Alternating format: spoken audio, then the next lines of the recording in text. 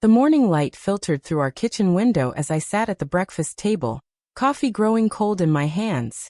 I should have known something was wrong.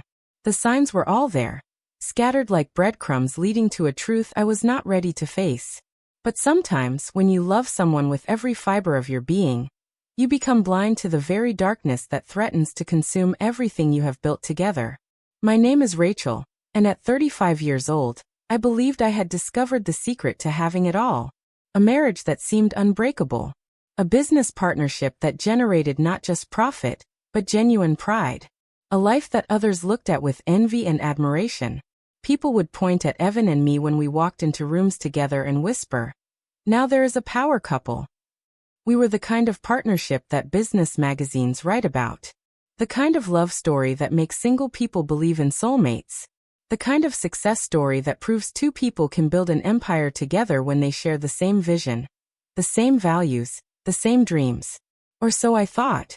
Evan managed his family's auto repair franchise with the kind of natural charisma that made customers trust him instantly. He had inherited not just the business, but the reputation his father had spent decades building. Honest work, fair prices, quality service that kept families coming back for generations. I handled the financial side of our operation with the precision that comes from 10 years of experience as a certified public accountant. I understood how to make money move efficiently, ethically, and with long-term sustainability in mind. Numbers were my language, and I spoke it fluently. Together, we were unstoppable. Until the day that letter arrived. I remember the exact moment my world began to crumble.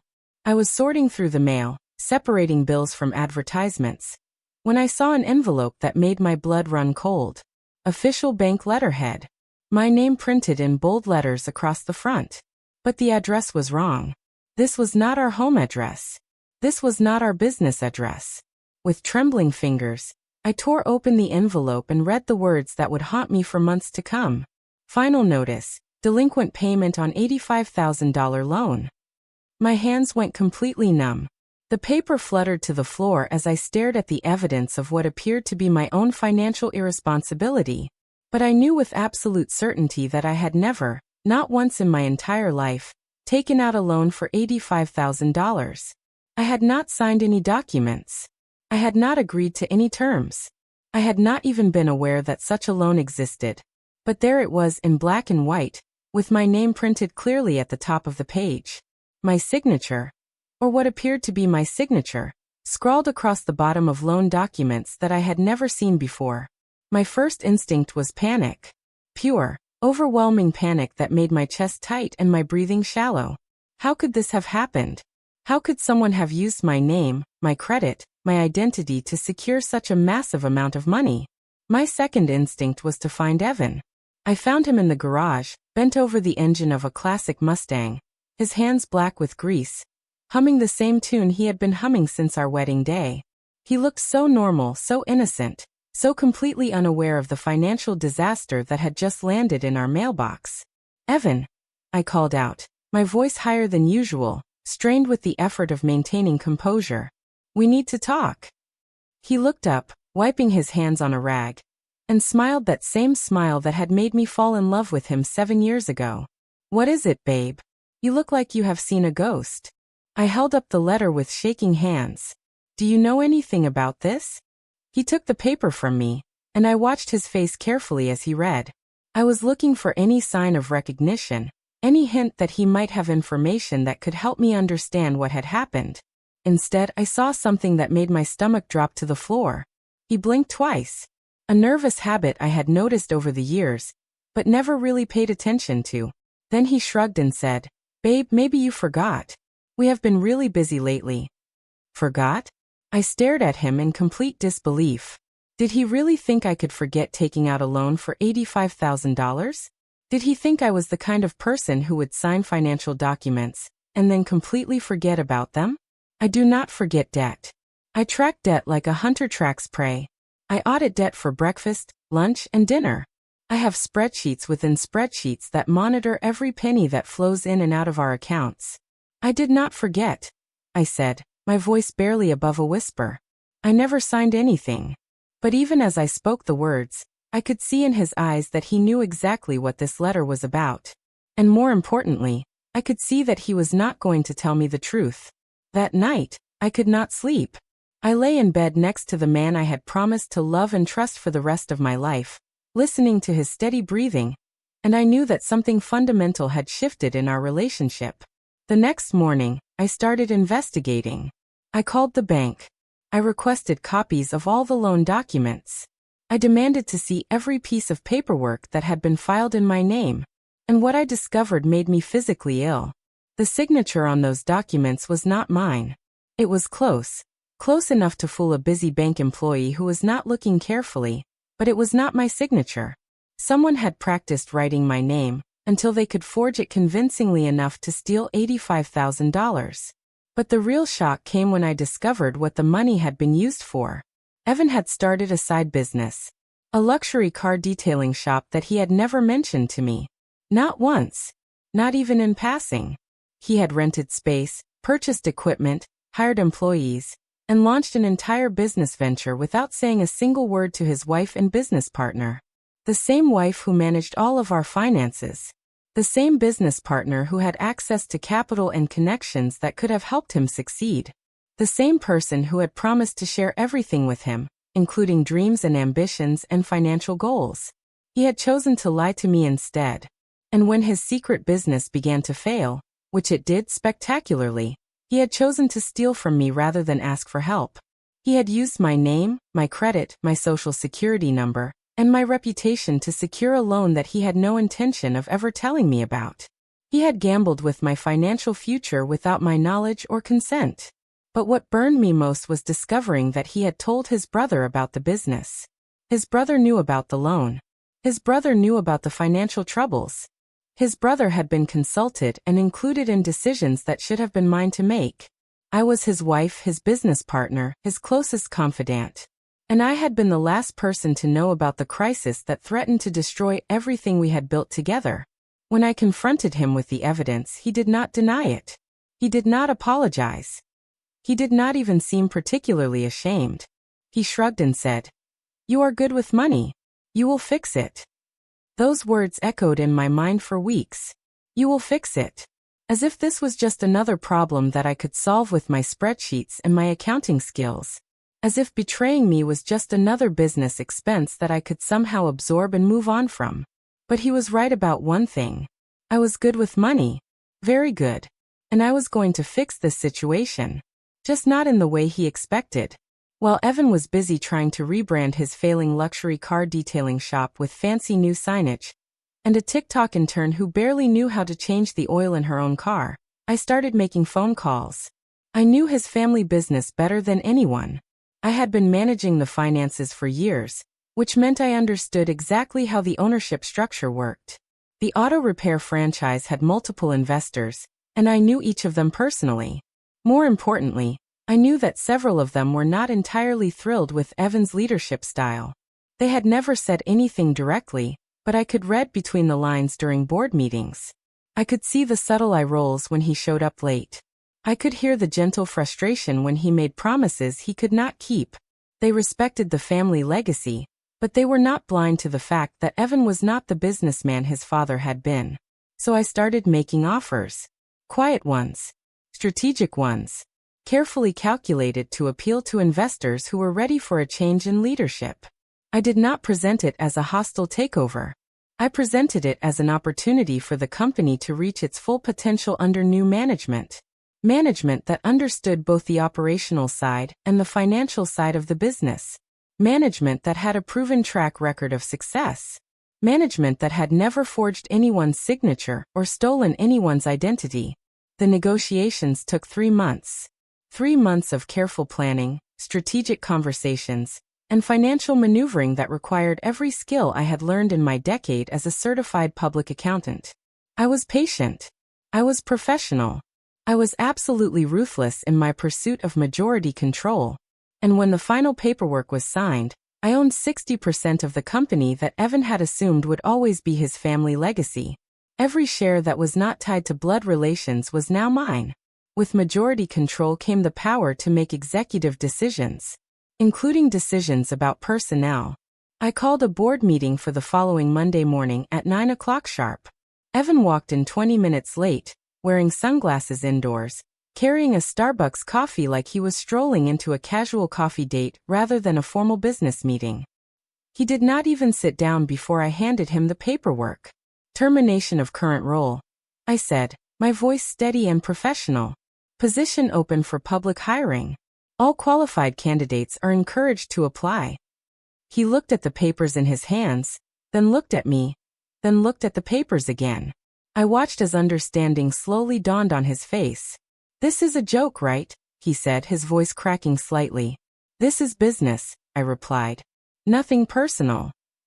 He started reading more carefully, and I saw the exact moment when he noticed the signature at the bottom of the termination notice. Rachel Myers, majority owner. You cannot fire me, he shouted, his voice echoing off the conference room walls. This is my family's business. I did not fire you, I said calmly.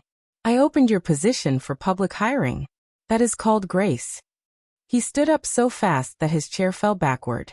You manipulative witch. You planned this whole thing. I plan to be successful, I said. I plan to run a profitable business. I plan to work with people I can trust. If that sounds manipulative to you, then perhaps you should examine your own actions. He stormed out of the conference room, slamming the door so hard that the windows rattled. But here is the thing about Evan. He has never been able to resist a challenge. Especially when that challenge involves proving that he is better than someone else thinks he is. So 2 weeks later he applied for his old job. He submitted a resume, requested an interview, and showed up at the appointed time wearing a suit that I had bought him for our anniversary. The hiring team consisted of 3 external consultants and 2 current employees. They had no idea that the candidate they were interviewing was the former owner of the company. They only knew that they were looking for someone with experience in automotive repair and small business management. I watched from the observation room as Evan walked into the interview 15 minutes late, without an apology, and immediately started complaining about the parking situation. He had not prepared for a single question.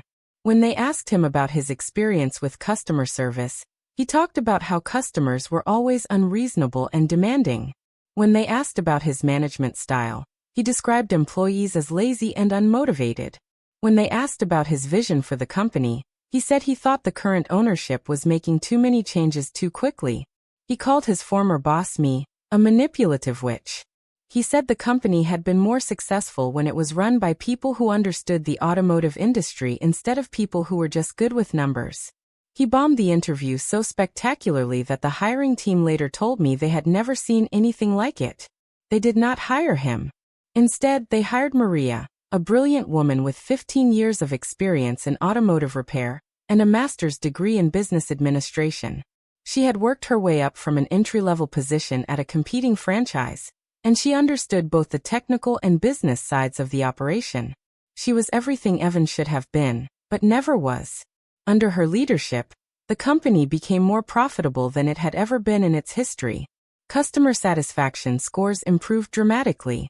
Employee retention reached an all-time high. We expanded into 2 new locations within the first year. Meanwhile, Evan started freelancing out of his garage. He still owed $85,000 on the loan he had taken out in my name. But I paid it off. Not because I owed it, but because I wanted to prove that I could. I wanted to demonstrate that his financial irresponsibility would not destroy my credit or my reputation. I changed the password on everything. Bank accounts, credit cards, business systems, personal email accounts, social media profiles. Everything that had once been shared was now secured with passwords that only I knew. You will fix it, he had said. I did. I fixed everything. Just not for him. The divorce proceedings were surprisingly straightforward. When you own the majority of the business assets and your spouse has committed financial fraud, the legal landscape becomes quite clear quite quickly. I kept the house. I kept the business. I kept the retirement accounts that I had been funding for years with my careful financial planning. Evan kept his garage and his delusions of grandeur. 6 months after the divorce was finalized, I received a letter from his brother. He apologized for not telling me about the loan. He said he had wanted to, but Evan had convinced him that it would be better to handle it quietly. He also said that he had never seen Evan work as hard as he was working now, trying to build his freelance business into something sustainable. I did not respond to the letter. Not because I was angry, although I had been angry for a very long time, but because I was done. Done with the drama, done with the lies, done with the assumption that I would always be available to fix whatever problems he created. I was building something new, something that was entirely mine. The auto repair franchise continued to thrive under Maria's leadership. We became the most successful location in the entire franchise network. We won awards for customer service, employee satisfaction, and community involvement. I started consulting for other small businesses, helping them optimize their financial operations and avoid the kind of mistakes that had nearly destroyed my own company. I bought a new house, a smaller house, but one that was entirely mine. No shared mortgage, no shared decisions, no shared passwords. I learned to cook for one person. I learned to sleep alone without feeling lonely. I learned to make decisions without consulting anyone else. I learned to trust my instincts again. 2 years after the divorce, I met someone new. Someone who asked questions about my business because he was genuinely interested, not because he was looking for opportunities to exploit. Someone who respected my expertise instead of dismissing it. Someone who understood that partnership means sharing both successes and failures. We have been together for 8 months now, and he has never once suggested that I should fix something that he broke. Last week, I heard through mutual friends that Evan's garage business was struggling. Apparently, he had been late on rent payments and had lost several major clients due to poor communication and missed deadlines. I felt nothing when I heard this news. Not satisfaction, not sympathy, not anger. Nothing. Because his success or failure is no longer my responsibility. I learned something important during those 3 months, when I was quietly buying out the investors in his family business. I learned that the most powerful revenge is not about hurting the person who hurt you. It is about becoming so successful, so independent, so completely self-sufficient that their actions cannot touch you anymore. Evan thought he could use my name and my credit to solve his problems, because he assumed I would always be there to clean up his mistakes. He assumed I would always choose love over respect, partnership over accountability. He was wrong. I chose myself. And in choosing myself, I discovered something I had never known before. I was capable of far more than I had ever imagined. The company I now own is worth more than 10 times what Evan's original family business was worth when I bought it. The consulting firm I started has clients in 12 states. The house I bought is in a neighborhood I used to dream about living in someday. I am not the same person I was when I opened that letter from the bank. That person was trusting, perhaps naively so. That person believed that love meant accepting whatever treatment you received from your partner. That person thought that loyalty meant fixing other people's problems, even when they had created those problems through deception and betrayal. This person knows better. This person knows that true love requires mutual respect, honest communication, and shared responsibility. This person knows that loyalty is something that must be earned and maintained, not something that can be assumed or taken for granted.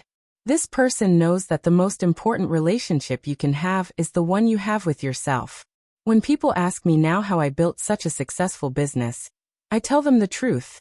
I built it on the foundation of the worst betrayal I have ever experienced. I built it with the determination that came from being underestimated by someone who should have been my biggest supporter. I built it with the strength I found when I realized that no one was coming to save me, so I had better learn to save myself.